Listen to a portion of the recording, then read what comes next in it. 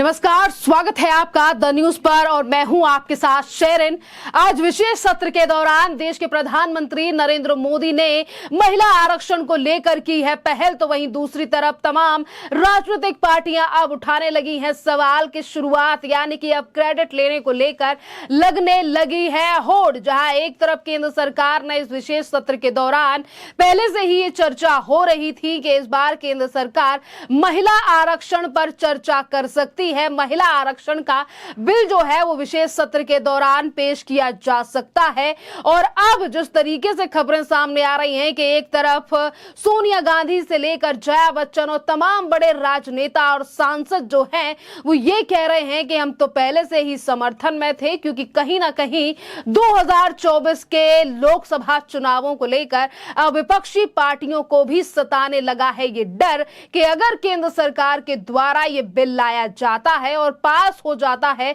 दोनों सदनों में, तो कहीं ना कहीं इसका बड़ा फायदा जो है वो मोदी सरकार के लिए मिलेगा। और यही बड़ा कारण है कि कांग्रेस को छोड़ समाजवादी पार्टी में शामिल हो चुके और समाजवादी पार्टी की तरफ से सांसद यानी कि कपिल सिब्बल जो हैं वो भी महिला आरक्षण को लेकर अब बकायदा क्रेडिट ले रहे हैं। और कपिल सिब्बल ने कहा है कि 2008 से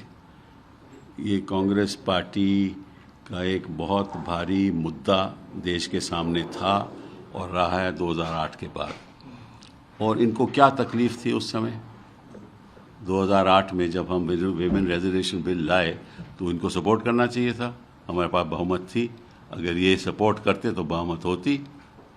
तो क्यों नहीं इन्होंने सपोर्ट किया उस समय, इनको करना चाहिए था। चलिए वो बात छोड़िए। फिर 2014 में भाजपा सत्ता में आई, हम कहते रहे हर सत्र में हम कहते हैं कि विमेन रिजर्वेशन बिल कब आएगा,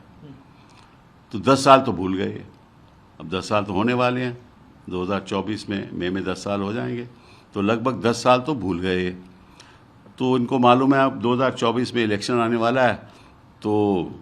चलिए इसको भी हम कह दें कि हम इसको लागू करेंगे। कांग्रेस पार्टी का 2008 का ये आरक्षण बिल का मुद्दा रहा है, भाजपा 2014 में आई है। हम हर वर्ष कहते थे कि महिला आरक्षण बिल कब लागू होगा, ये 10 साल भूल गए थे। अब 2024 में चुनाव हैं और इन्हें इनकी याद आ गई है, यानी कि महिला आरक्षण की बिल की याद आ गई है। जिस मुफ्त की रेवड़ी की बात कर रहे हैं और अब ये वही मुफ्त की रेवड़ी की बात कर रहे हैं। हम तो चाहते हैं कि महिला आरक्षण बिल पूरी तरह से लागू हो। 2014 में इनके पास बिल क्यों नहीं लागू किया गया, हम तो महिला आरक्षण बिल के पास होने के पक्ष में थे। इस तरीके से बातें जो हैं वो आज समाजवादी पार्टी के राज्यसभा सांसद कपिल सिब्बल कर रहे हैं। ये सवाल जो है ये वो पार्टियां उठा रही हैं जिन्होंने खुद 27 साल से इस बिल को ना ही तो लागू करने की बात कही है, कभी अगर संसद में पेश किया गया या राज्यसभा से पास किया गया तो लोकसभा में बिल अटक गया, क्योंकि लड़ाइयां इस तरीके से पार्टियों में एक दूसरे को लेकर रही। और सिर्फ 2008 में इस बिल को पेश किया गया था, 2010 में इस पर चर्चा हुई और 1996 में जब इस बिल को पहली बार पेश किया गया था तो आखिरकार तब इस सरकार यानी कि तब जाकर पास क्यों नहीं किया गया था। आज ये तमाम सवाल जो हैं इन राजनीतिक पार्टियों को लेकर उठना जो है वो स्वाभाविक है, क्योंकि आज अगर मोदी सरकार के द्वारा महिला आरक्षण की बात की जा रही है, जिसमें हम पहले ही आपको बता चुके हैं कि जो आंकड़े हैं वो सामने आ चुके हैं कि इस बार मोदी सरकार जो है वो 33% आरक्षण देने की बात जो है वो महिलाओं के लिए कर रही है। और नए सदन में कार्रवाई जो है वो आज की शुरू हो चुकी है, जिसके लिए पीएम नरेंद्र मोदी ने एक तरफ संबोधन दिया है तो वहीं दूसरी तरफ उन्होंने महिला आरक्षण को लेकर भी बात कही है। इन पहलुओं पर भी नजर डाली और पीएम नरेंद्र मोदी ने यह भी कहा कि महिला आरक्षण पर कई बार चर्चा हुई पर यह बिल जो है वो अभी तक लागू नहीं हुआ, यानी कि कहीं ना कहीं अब मोदी सरकार ने पूरी तरीके से कमर कस ली है इस बिल को अस्तित्व में लाने की, इस बिल को कानून बनाने की। और इसीलिए अब राजनीतिक पार्टियों की बौखलाहट जो है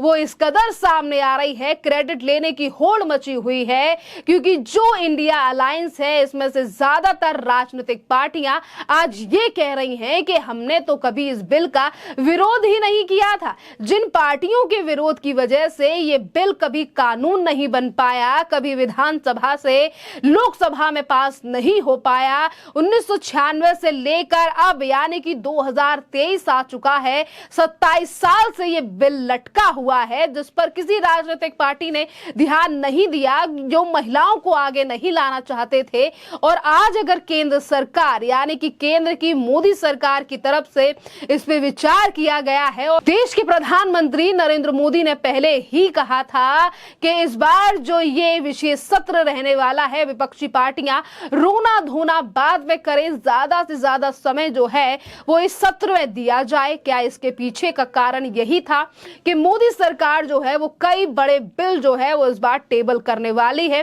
जिसकी शुरुआत जो है वो आज दूसरे दिन से ही हो चुकी है और कुछ ही देर में केंद्रीय मंत्री स्मृति ईरानी बिल को पेश कर सकती हैं सत्र में। देखना अहम रहेगा कि जो पार्टियां अभी तक विरोध कर रही थी, आज वो क्रेडिट लेने की होड़ में मची हुई हैं और कपिल सिब्बल तो ये तक कह रहे हैं कि ये तो फ्री की रेवड़ी हैं। जिन फ्री की रेवड़ी की बीजेपी बात करती है, वही रेवड़ी जो है वो बांटी जा रही है। यानी कि आज अगर महिलाओं के हित की बात की जा रही है, उन्हें सीटों से लेकर हर जगह पर हक देने की बात की जा रही है, 33% आरक्षण और वही 180 से ज्यादा सीटें लोकसभा और विधानसभा में बढ़ाने की बात जो है वो इसी बिल के दौरान करने वाली है केंद्र सरकार। तो आखिरकार इन्हें रेवड़ी का जिक्र या फिर रेवड़ी का नाम क्यों दिया जा रहा है? तो वहीं दूसरी तरफ